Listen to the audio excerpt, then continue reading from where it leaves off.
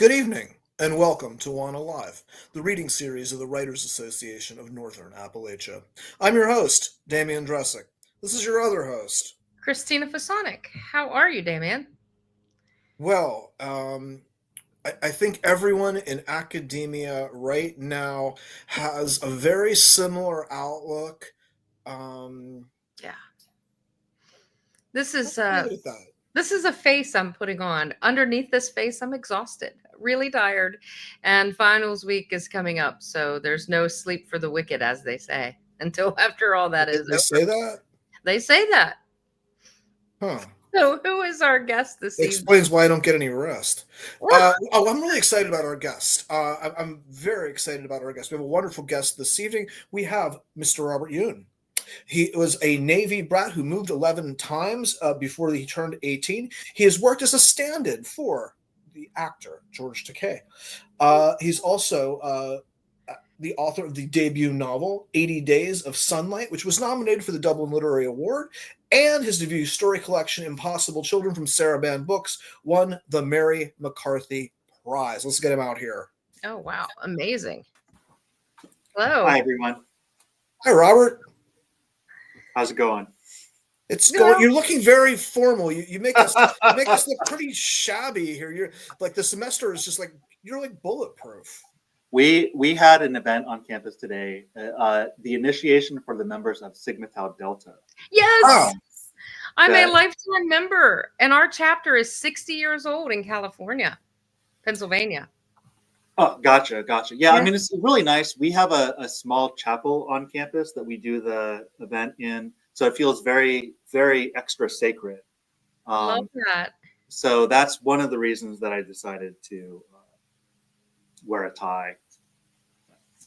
Yeah, I'm so glad that Sigma Tau Delta is still a thriving organization that's helping students. Did your students go to the conference recently in Pittsburgh?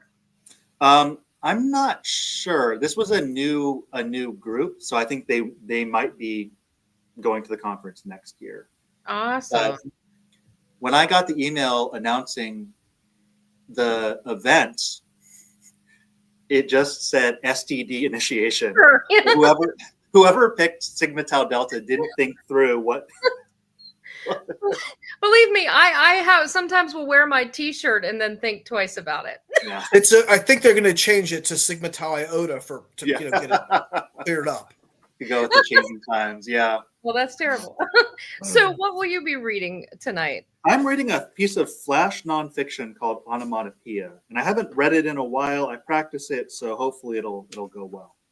All right. We're well, looking forward to hearing it. see you in a All moment. right. So this is a piece called Onomatopoeia. Sometimes the English language gets it right.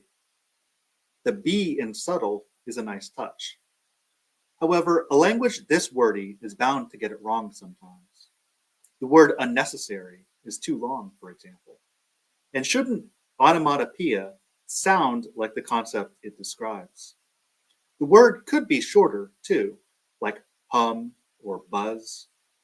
Maybe it could stretch to 2 syllables, like murmur or yodel. Unfortunately, English is immune to logic.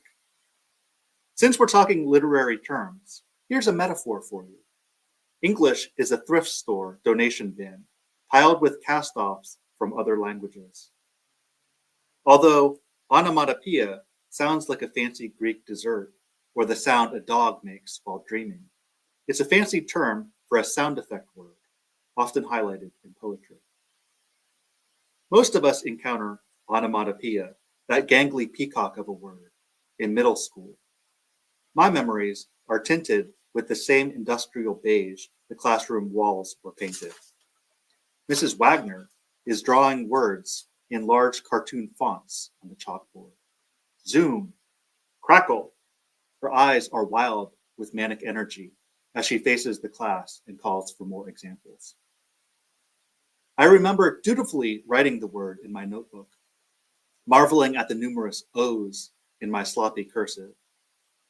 A smarter student would have puzzled over the inconsistency of those O sounds. The Damien I'm referring to is not our host. It's my childhood best friend from northeastern Pennsylvania. Across the room, my friend Damien was playing with his father's wedding ring. The whole class period, he spun it on his desk or twirled it around a pencil. After class, he told me, almost boasting, that his parents were getting divorced, although that didn't explain why he had the ring.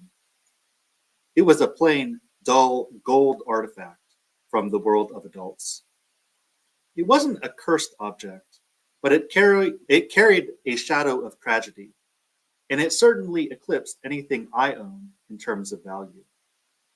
I didn't ask to touch it, partly because I sensed he wouldn't let me. My parents were still married, although their fingers had swelled to the point where removing their rings was impossible anyway. The next day and the next, Damien carried the ring like some personal hurt to be nursed and fiercely protected. Maybe it was a show. Back in middle school, everything had a whiff of performance.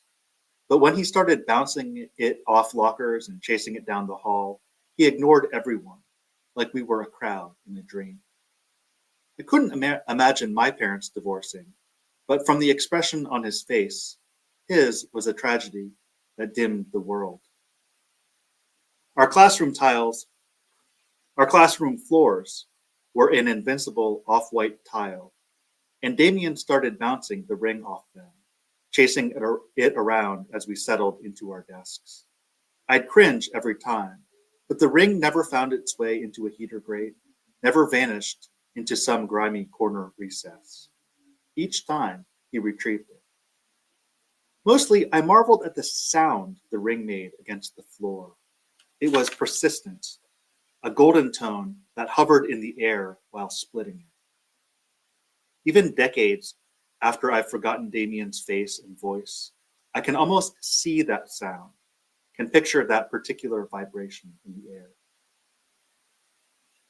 Some memories have their own orbit, and this one's is annual, although I'm surprised each time. I'm an English teacher now, which means I get to draw the word on the chalkboard, make sound effects, and ask my students for more examples. If education is a cycle, a circle, or a series of loops, I've been drawn in. Someday, one of my students will teach the same lesson, double-checking the textbook to make sure they've spelled the word correctly. But within the loop of my thoughts, there's the sound of Damien's father's wedding ring, and I'm not sure why it's endured when so many others have faded. I suppose it's a distinct sound I've never heard since. As an object, the ring itself is an easy symbol, although its meaning seems inverted in this case. What's the opposite of commitment and infinite love? Maybe the sound remains because it's a reminder that literature's terms and lessons don't always apply cleanly to real life, that every moment is ripe with chaos and entropy, a bouncing flash of gold with a boy scrambling after it. But one beauty of literature is its density. The word ring, simultaneously a noun and verb, easily stretched into an adjective, offers numerous meanings.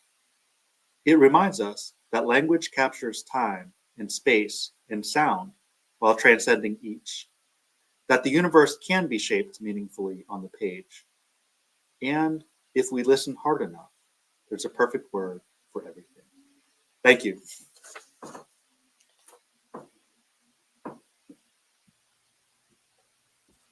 That was so great. I really enjoyed that. I think people who write and who love words, just we can't stop thinking about them, and sometimes we remember exactly the moment that we learned a word. And this all reminded me of all of that. I was thinking about Theodore Rothke's Dollar, where he's trying to make some kind of sense or color out of this office space, and I was thinking about all of these words that we encounter. Thank you so much for taking me there during this stressful week when I'm not thinking about creativity and words and the love of the language. And thank you. That was wonderful. Yeah, and I think before the reading, we were talking about education and just how it can wear you down, especially at this time of the semester. And I didn't choose this particular piece to read because of that, but it is nice to be reminded of the energy in the classroom, just the sort of productive, happy accidents that can pop up during the best parts of the school year. But one thing that inspired this, I remember my aunt talking about how one of her kids had fallen down during a basketball game and somehow fell like face first onto the basketball hardwood of the gym, and his tooth got stuck in it. And sort of he pulled his head back and his tooth just remained in the hardwood ground. And she said, you know, I'm used to kids screaming, especially during sports games, but this scream chilled me because I'd never heard it before. And that just sort of, that stuck with me. And I was partly inspired by how we're usually haunted by images and memories, but sometimes we're haunted by sounds. And I think just sort of searching through my memory, just the sound of that ring, it's just always like I'm hearing it in my head right now. There was just something about it, how unique and weird it was, and then the circumstances around it, that I'm kind of stuck in that moment and will be for the rest of my life. Yeah, thank you so much for that, Robert. I agree with Christine very much. You can feel your love of the language. You're such so deft at being a linguistic tour guide. And I like what you're saying at the end too. This idea of the oral Madeline. You know, in terms of the sound. By the way, I got to say the shift there with the Damien thing, it was very disconcerting, perhaps not for anyone else as much as me. If my mom is watching, which she would also have perhaps been, I never got divorced. So thank you for the disclaimer. I appreciate it. Your audience would have wondered, right? Well, I think too, you know, when as writers, you know, our job is to be able then to describe the sound of that she heard when that child screamed.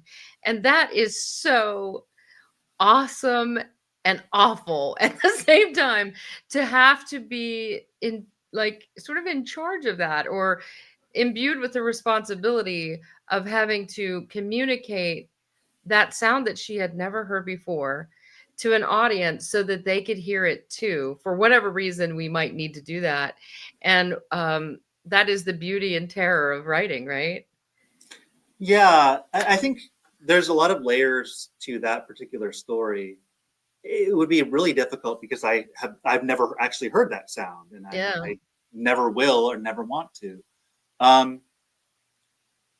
But I think as a writer, the trick is not just the sound, it's the stuff around the sound, right? So that I can sort of build up and make real. But I think that we all have had moments where there's this animal part of us that we're typically not attuned to, but sound is a big thing. And it's something that we're attuned to as animals, especially when you hear a new scary sound, especially at night, you remember it. Well, this was your nephew, right? Yeah.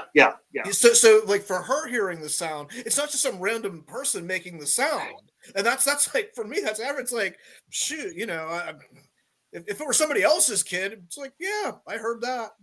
Yeah, and you know, children screaming is kind of scary if you don't have kids, but when you do, that's just, you know, that's normal. But that new sound coming, but I think if I had to retell that story, you know, all of us, there's something universal about hearing a scary sound that we're not used to. So I can sort of use that as an access point into creating it. But that would be tough. Now you have 2 books out, Robert. Yes. So I have, this is my short story collection, Impossible Children. Impossible Children. That's a great title. Thank it you. is. That's awesome. That was a lot of fun to write. I've been writing a lot of nonfiction lately. I'm not sure why. It's easier and harder in a lot of ways. Yeah, I'm working on a young adult novel, which is also fun and challenging. And that's in the little spare time that I have, that's what I've been doing. Super cool. When can we look forward to seeing that one? I do not know. I have to finish it first, and that's the hard part. All right. Hopefully soon. Awesome. Thank you so much for making time to come on, especially this time of year. Yeah, well, thank you for having me. This was lovely. And thank you to everyone who's joining us in the audience. This was absolutely great. Thank you so much. Okay. All right, everybody. We'll see you next week with a new writer, and have a great evening, everybody. And if you want to read that story, with my mom would be horrified by it. I believe it was in the normal school originally. Yes, if you Google Robert Yune, onomatopoeia, and if you spell it right, you'll be rewarded with the link. Even if you don't spell it right, Robert, because I can't. I had an close. O and a bunch of random letters. That's pretty close. Right, thanks so much, everybody, for tuning in. Good night, Good night. everyone.